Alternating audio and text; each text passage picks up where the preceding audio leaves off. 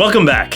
When we're young, we just wait till the day that we don't have to obey adults. And when we get older, we don't want to have to obey others. We naturally want to do what we think is best, at the time that we think it's best, in the way that we think it's best.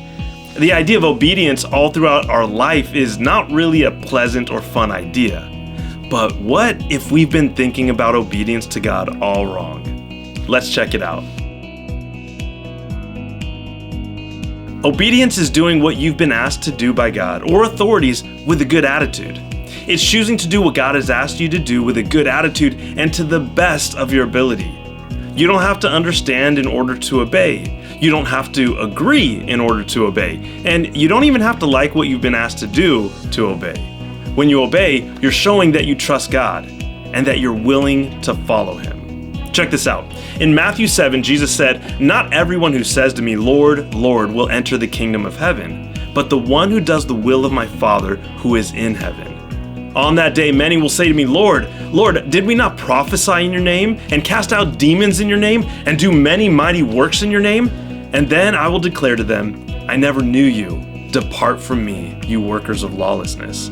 Jesus said that doing good things doesn't make you go to heaven. To these people that He sends away, He said, "I never knew you." It's not like He doesn't know who they are. He created them and He knows everything. So in this moment, He's talking about knowing them as a friend. Well, what does it mean to be a friend of Jesus? Before Jesus died on the cross for us, He said to His disciples, "Greater love has no one than this, to lay down one's life for one's friends. You are my friends if you do what I command.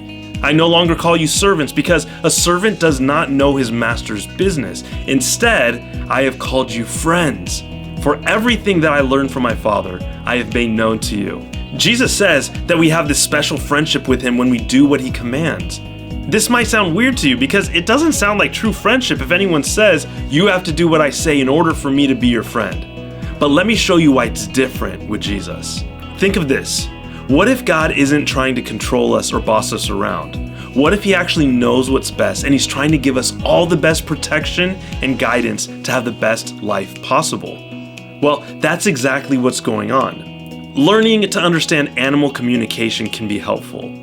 Groupers and eels have learned how to hunt together to become 5 times more effective.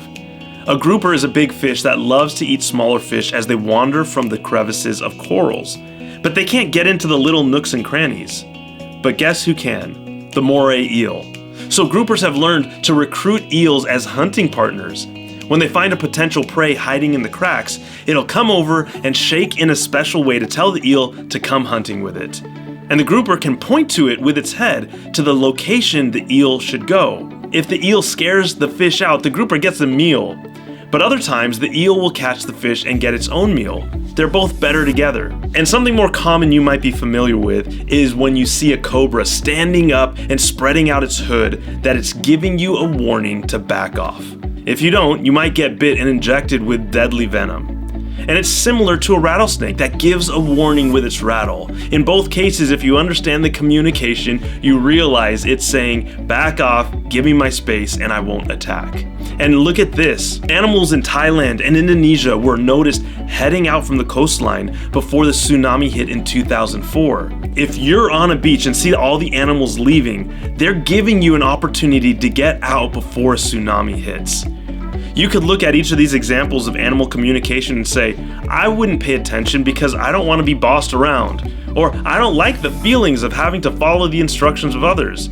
But it would be foolish because to follow good, helpful instructions is good for me.